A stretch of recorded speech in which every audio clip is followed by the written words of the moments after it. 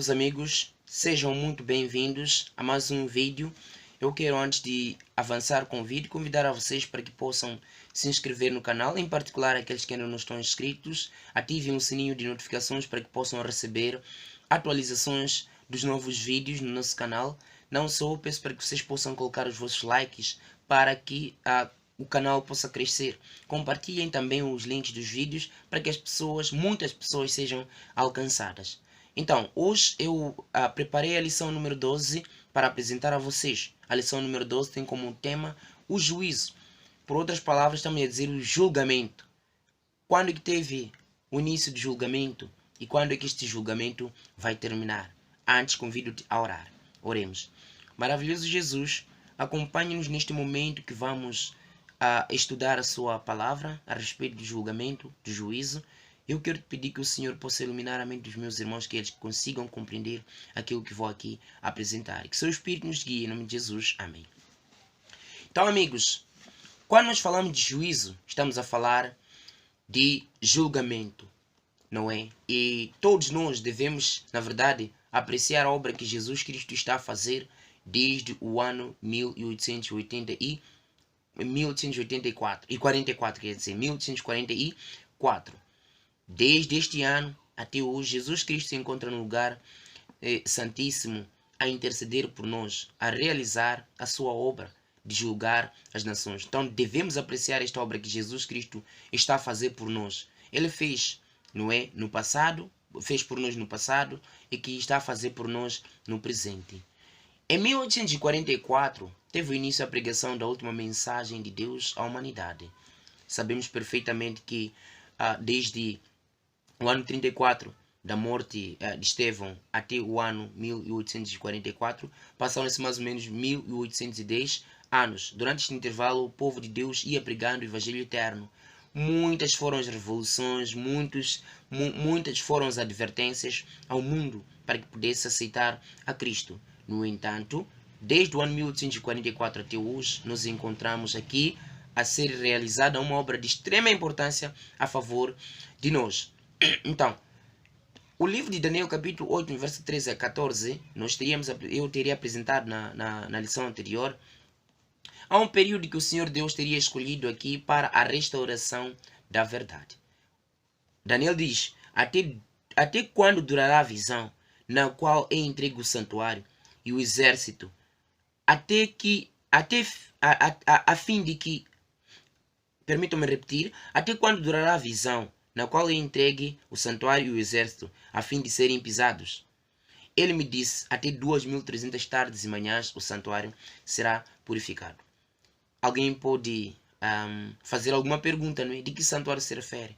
Lembram-se que no livro de Êxodo, capítulo 25, no verso 8, o Senhor Deus teria orientado a Moisés para que pudesse edificar um santuário, à semelhança do que havia sido mostrado a ele, não é? Aquilo que ele viu no céu. Também a dizer que o santuário que Moisés teria construído era similar ao que ele teria visto no céu, era semelhante. Deus lhe mostrou o modelo e Moisés construiu este modelo. E é este modelo que se encontrava nesta terra, onde os homens levavam os seus animais, não é? Os animais eram sacrificados e eles eram purificados, aliás, eram perdoados os seus pecados, assim em miniatura, ou então em simbolismo, não é? Na verdade, o sangue de Cristo é que perdoa o homem do seu pecado. E assim era feito no passado. No entanto, anualmente, diariamente entrava o sacerdote no lugar santo, porque o santuário estava dividido, não é? Havia lá o pátio, não é? Depois tínhamos lá o templo. O templo que estava dividido em duas partes, o lugar santo e o lugar santíssimo. Lembram-se que Jesus Cristo disse em João capítulo 14, no verso 6: eu sou o caminho, a verdade e a vida. Ninguém vai ao Pai senão por mim. Pátio, caminho, santuário, o lugar santo, a verdade, o lugar santíssimo, a vida. Então, de acordo com a Bíblia, anualmente, o sumo sacerdote, o sacerdote dos sacerdotes, entrava no lugar santíssimo para a purificação do santuário. Então, o que é que significa purificar? Purificar significa justificar. Purificar significa justificar, consagrar, não é? Purificar é isto. Então, unicamente o sangue de Cristo é que pode purificar o homem do pecado. O sangue de Jesus Cristo é que pode nos salvar do pecado. Hebreus capítulo 9, no verso 22 diz assim: quase todas as coisas se purificam com sangue, e sem derramamento de sangue não há remissão do pecado, não há remissão. Então, se formos a relacionar isto com o livro de Êxodo capítulo 25, verso 8 até 9, é aquilo que eu teria dito anteriormente. Aqui Moisés é mostrado um modelo de santuário, como ele deveria construí-lo, e ele fez como havia sido mostrado. No entanto, o trabalho que lá no santuário era realizado, este que era de levar o animal, matavam o animal, levavam o sangue para aspergir lá no véu do templo. De acordo com a Bíblia, o sangue sozinho não possui qualquer poder para salvar, não possui poder salvífico. Hebreus 10, versos 4 diz assim: porque é impossível que o sangue de touros e de bodes remova pecados. Então, todos os rituais do santuário apontavam para o verdadeiro Cordeiro de Deus, que era Jesus Cristo. Tudo aconteceu no tempo determinado, como o Senhor Deus havia orientado. Tudo aconteceu no tempo determinado. Lembram-se que o livro de João, capítulo 1, verso 29, a Bíblia diz assim: no dia seguinte viu João a Jesus que vinha para ele e disse: eis o Cordeiro de Deus que tira o pecado do mundo. Então o verdadeiro Cordeiro de Deus é Jesus. E diariamente, como eu teria referenciado anteriormente, no santuário terrestre, diariamente o sacerdote entrava no primeiro compartimento do santuário, que é o lugar santo. E anualmente o sumo sacerdote entrava no segundo compartimento para a reconciliação com Deus, não é? O sumo sacerdote entrava no segundo compartimento, não é, para a reconciliação, para a purificação do santuário. No entanto, o livro de Levíticos, capítulo 16, no verso 29 a 30, diz o seguinte: no sétimo mês, aos 10 dias do mês, afligireis a vossa alma e nenhuma obra fareis, porque naquele dia se fará expiação por vós, para purificar-vos, e sereis purificados de todos os vossos pecados perante o Senhor. Então, neste momento, acontecia o que chamamos de reconciliação. Antes o povo era chamado a fazer um autoexame. Era um dia de autoexame, na verdade, o dia da expiação. Era um dia de autoexame. Um autoexame de consciência diante de Deus Santo a respeito do que a pessoa teria feito ao longo deste período todo. Então, no dia de expiação, era o dia, na verdade, da decisão final sobre o pecado. Então, durante o ano, a pessoa recebia o perdão, não é? E assim, sua culpa era figurativamente transferida para o santuário. Então, no dia da expiação, o santuário passava pelo processo de purificação. O santuário passava por este processo. Então, era preciso, não é, que o sumo sacerdote levasse dois animais, 2 bodes, como diz a Bíblia. Preste atenção, porque a Bíblia diz: também tomarás ambos os bodes e os porás perante o Senhor, à porta da tenda da congregação.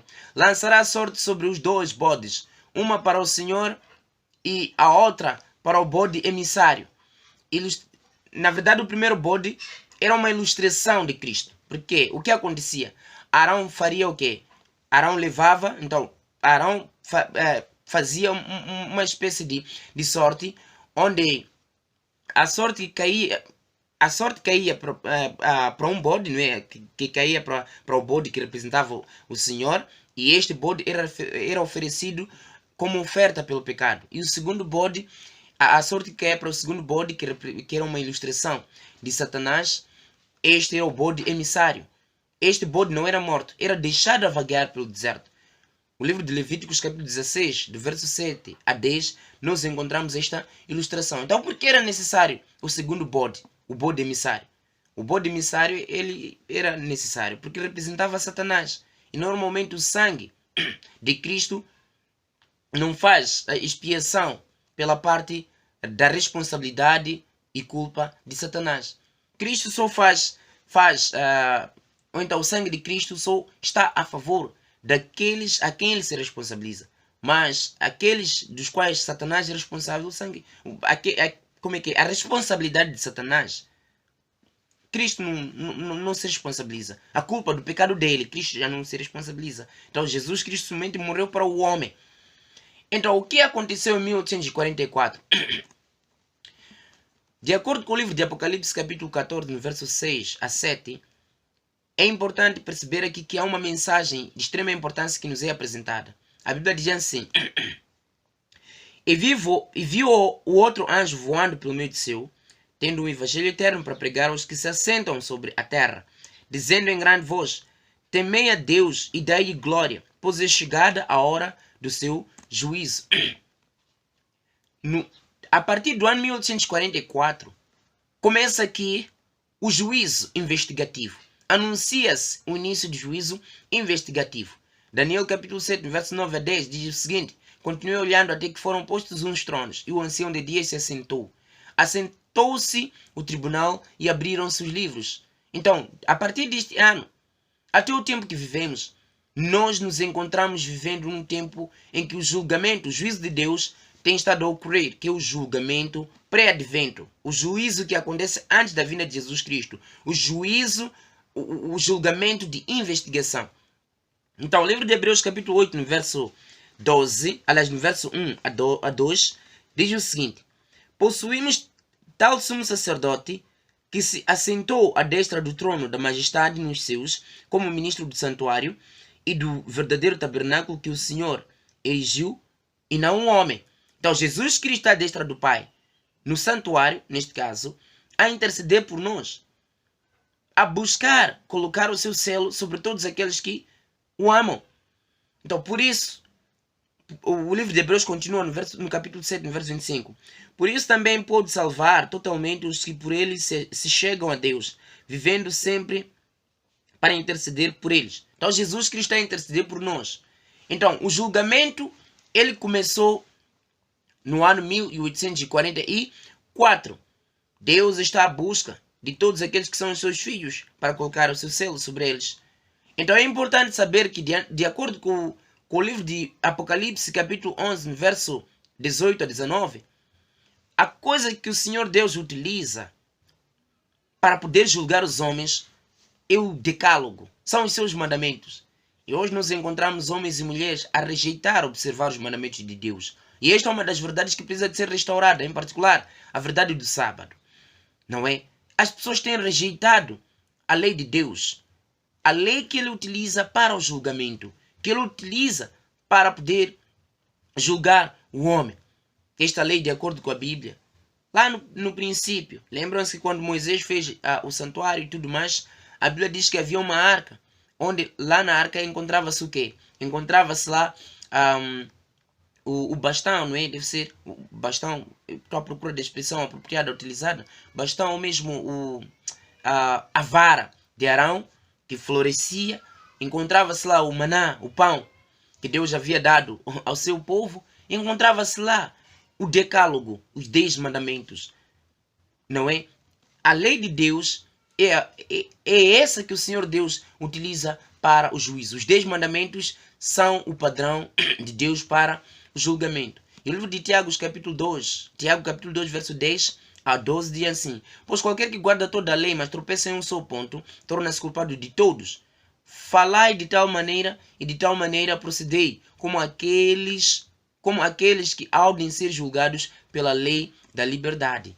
Então, qual será a sua condição no julgamento? Será que você estará do lado de Deus ou não? Qual será a sua condição? Convido-te, meu amigo, para que possa estar do lado de Deus. É necessário que você tenha confiança e paz enquanto o julgamento vai decorrer. O livro de 1 João, capítulo 2, verso 1 diz assim: filhinhos meus, estas coisas vos escrevo para que não pequeis. Se todavia alguém pecar, temos advogado junto do Pai, ou junto ao Pai, Jesus Cristo justo. Não importa o quão longe você tenha ido, Jesus Cristo está a interceder por ti, está a interceder por mim. Entrega a sua vida a Jesus Cristo. Às vezes o pecado te atordoa. Satanás é o trabalho dele, de recordar as pessoas de tudo que elas já tenham feito e atordoar estas mesmas pessoas pelos pecados que já cometeram e que algumas vezes Jesus já perdoou. Confesse o seu pecado diante de Deus. Confesse o seu pecado diante de Jesus Cristo e ele vai perdoar o seu pecado. Neste momento que estamos a falar, Jesus Cristo está no lugar santíssimo. Perceba, desde o ano 31 até o ano 1844, Jesus Cristo estava no lugar santo. E neste momento, o Evangelho eterno já vinha sendo pregado a todo o mundo. E neste momento que estamos a falar, desde o ano 1844, até o momento que Jesus vai fechar a graça e ele há de voltar, Jesus está no lugar santíssimo. E o que é necessário fazer? Eu convido a você para que possa se unir a nós, para restaurarmos a verdade pura que a Bíblia nos ensina, para restaurarmos aquilo que a Bíblia ensina. Homens e mulheres têm ensinado o engano, têm levado os homens à perdição, ensinando o que a Bíblia não diz. Então convido a você para que se una a mim, se una ao povo adventista do sétimo dia, para a restauração da verdade pura. Confesse e afaste-se dos pecados que você tenha cometido. Jesus diz no livro de Isaías, capítulo 1, verso 18, não importa, mesmo que os teus pecados sejam vermelhos como escarlate, Ele está apto, Ele é capaz de purificá-los e se tornarem brancos como a pura lã. Não importa o quão longe você foi, Jesus está apto e Ele pode perdoar e purificar os teus pecados. Não importa o quão longe você foi, Jesus Cristo te ama e Ele pode perdoar você. Por isso não te sintas mal. Entregue apenas a sua vida a Jesus. Jesus é o único que te pode salvar. Eu convido a você para que possa cooperar com o Espírito Santo para levar este evangelho, para imitar a Jesus Cristo, levar este evangelho a todas as outras pessoas e imitar a Jesus Cristo. Pois brevemente a graça de Deus ela vai fechar. E sabe o que vai acontecer quando a graça fechar? Amigo, sabe o que vai acontecer quando a graça fechar? O livro de Amós, deixa eu ler para si o livro de Amós, aqui na Bíblia.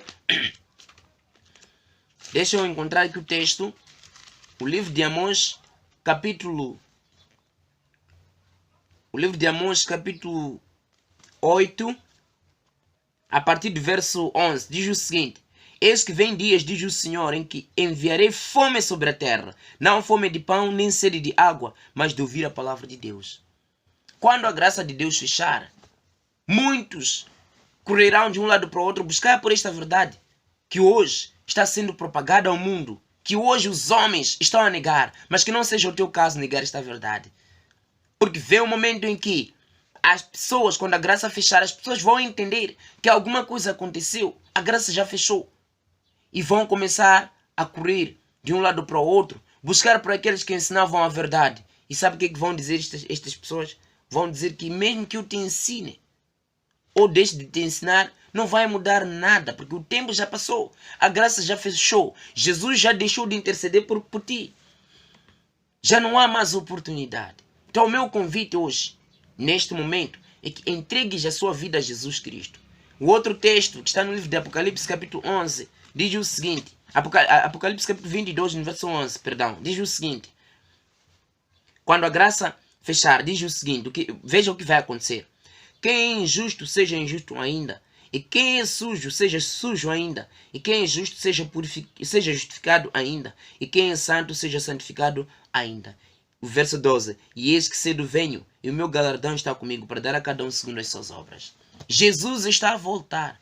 E entregue a sua vida a Jesus. O julgamento será encerrado pouco antes da segunda vinda de Jesus Cristo, com o fechamento da porta da graça. E quando esta graça, amigo, fechar, não haverá mais espaço para você se arrepender. O dia de arrependimento é hoje. Por isso a Bíblia diz no livro de Hebreus, mesmo no livro de Coríntios: hoje, se ouvirdes a sua voz, não endureçais os vossos corações. E o meu convite para si, meu amigo, não endureça o coração. Aceita Jesus. Se esta é a sua vontade, de que você quer entregar a sua vida a Jesus e quer se unir ao povo que prega a verdade, ao povo que está a restaurar as verdades perdidas, ore comigo. Querido Jesus que habita nos altos céus, muito obrigado por teu amor. Aprendemos aqui a respeito do julgamento e compreendemos que neste momento está a decorrer a primeira fase de julgamento, que é o julgamento de investigação, o julgamento pré-advento. Sabemos pela sua palavra que virá o segundo julgamento, que é o julgamento de comprovação, que faremos enquanto estivermos nos céus, durante os 1000 anos. E depois deste julgamento, virá o terceiro, que será o julgamento de execução, para a destruição de todos aqueles ímpios que não terão feito a sua vontade, que o Senhor terá ressuscitado naquela altura, depois do milênio, para a destruição na companhia do seu líder, Satanás. Mas os meus irmãos aqui, eles desejam entregar a sua vida a ti, Jesus, e querem se unir a este povo adventista que anuncia e restaura as verdades bíblicas. Por favor, Jesus, contemple a cada um deles e abençoe-os em nome por teu amor, Jesus. Amém. Meu querido amigo, eu quero agradecer pela sua atenção. Partilhe os vídeos, partilhe os links e coloque os seus likes. Aquele que não está inscrito, inscreva-se no canal. Muito obrigado. Que Deus te abençoe.